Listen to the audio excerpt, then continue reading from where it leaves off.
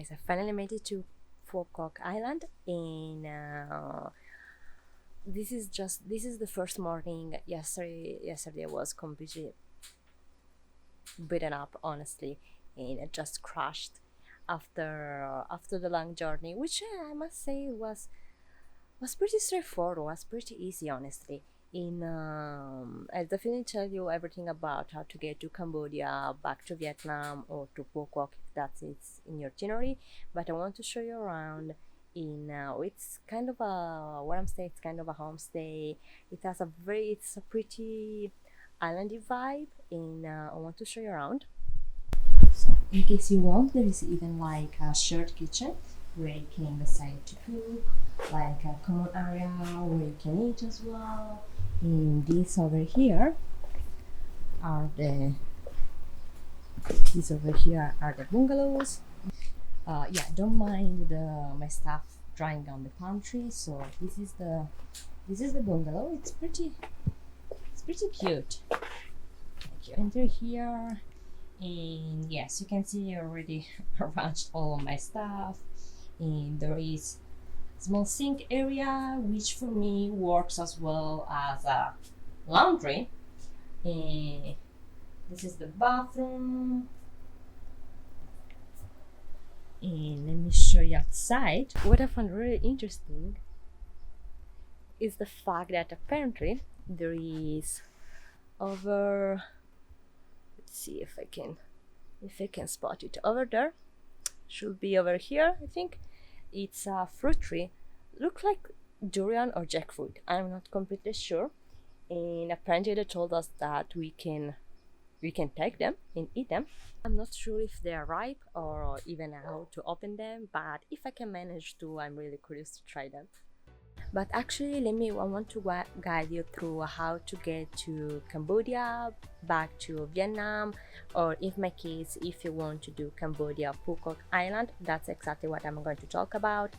Little disclaimer, keep in mind that for every passport holder and for every person the procedure could differ. Personally, I'm an Italian passport holder, and in my case, the procedure was extremely easy and pretty straightforward. So, in my case, I decided to take a sleeping bus from Siem Reap to Kampot, which is a city 8 hours drive from in Cambodia, still in Cambodia from Siem Reap. I decided to go with Giant Ibis, which is not the first time that I take this company. I think it's one of the best. Giant Ibis I only took here for long distance traveling, Giant Ibis and Vet, and I think they are two of the best all over. And I took a sleeping bus, and they were the best 8 hours traveling of my life, extremely comfortable. And once arrived in Kampot, couldn't find any grab to that would have bring me to the border. I put the name of the Cambodian border somewhere here, and so keep that in mind. There is no grab bring you there, so you will have to find a tuk-tuk driver. And I found I asked to one of the staff to Giant Ibis to help me call one, so I could save up some money. And I paid, I think it was, yeah, $20. We were two people, $20 to bring us to the border, which is around 45-50 minutes, almost 1 hour driving. Once you reach the border, they will drop you off, and you just walk. You basically just walk. You show them the passport when they ask you. In my case, I just entered the building. They watch my passport, stamp it for my Cambodia visa, scanned my fingertips, and off I was. And that was it. I had to keep walking around 5 minute walk, I think, to the other side, which was the Vietnam side. And there I had to show them my passport again. They had to stamp it. No visa required of my case. Pass my stuff through sort of a metal detector or whatever, and how it's free to go. Like I said, pretty straightforward. I think that the whole process probably took not more than, I don't know, 20 minutes for me. And once I was to the other side again, there was no Grab again. But as soon as you get out, there are a few taxi drivers, and I had to book another one who brought me then to the ferry. In there, I have booked a ticket, and in this case, I do suggest you to book a ticket maybe directly to the ferry without booking online. I paid 15 euros for 2 people. And another way for which I suggest you to book it directly to the ticket ferry booth is because you never know, like something could go wrong, your bus may take longer, you may encounter some problem at the frontier. Nothing of that happened to me, but like I said, you never know, and this way you have your peace of mind. So, and there's pretty much almost always a ferry departing from the dock anyway. Once you reach the ferry, you choose the ride that you want to, depending on the time. I think there are several run during the day. I think the last one should be around 5 p.m. something like that. I took the express one, which again was like $15 2 people for 2 people, and it took around 1 hour and 45, and here I was.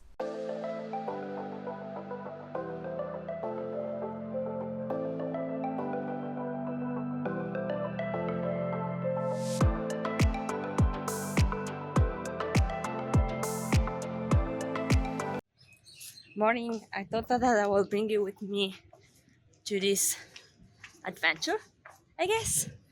Just after almost an 8-hour on the sleeper bus, which was the best travel of my life, honestly.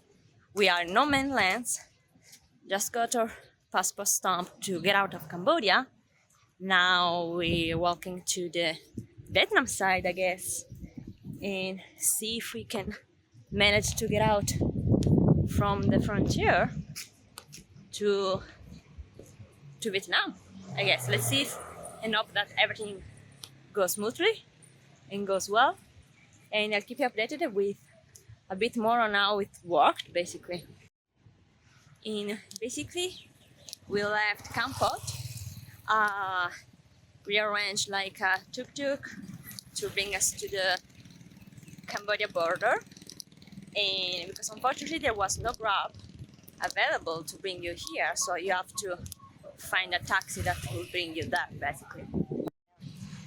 Well, up until now it looks pretty straightforward.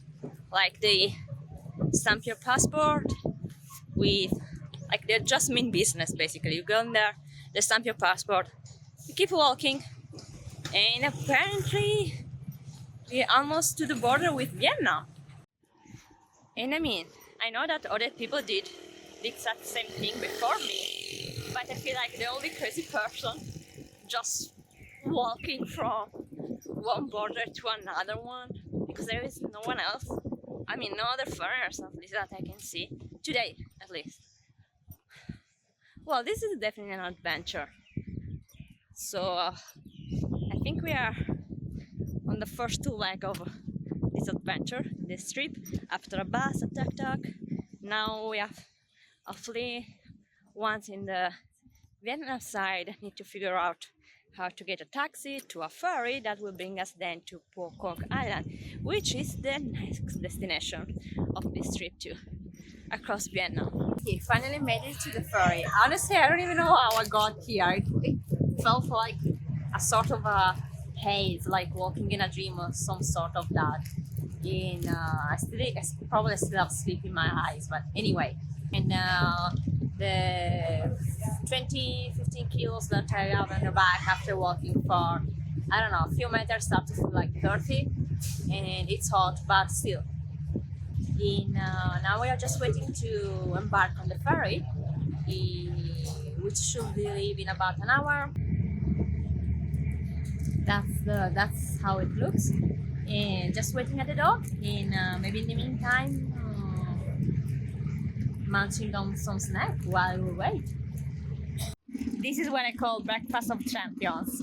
chocolate chips and sesame soy milk.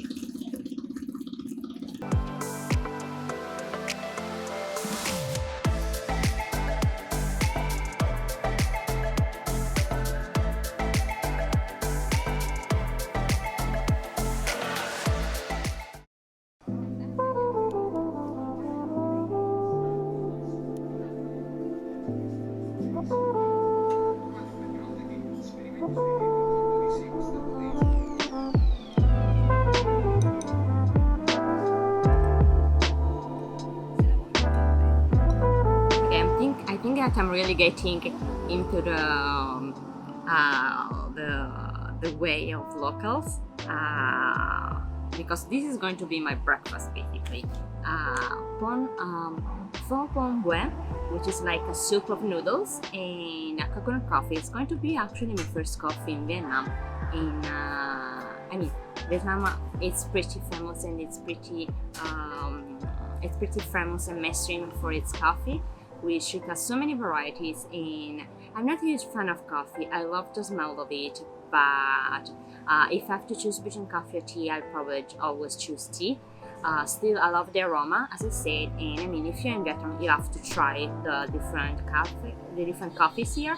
And I opted for a coconut coffee upon suggestion, and apparently my order was on point because the lady behind the counter gave me like an approval nod, so that's good. I want to try the coconut coffee first, and let's see how it tastes.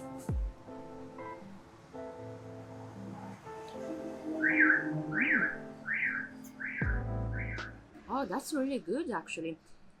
It tastes more like a milkshake than a coffee. You can really taste the aftertaste of the coconut in the coffee, but it's pretty sweet. But now let's try the pho. I usually like to squeeze some lime into it just to give it a bit of more tangy taste. There is some beef in it, noodles, some cold cut, and some, I think these are fish balls or some meatballs, onions. So let's try.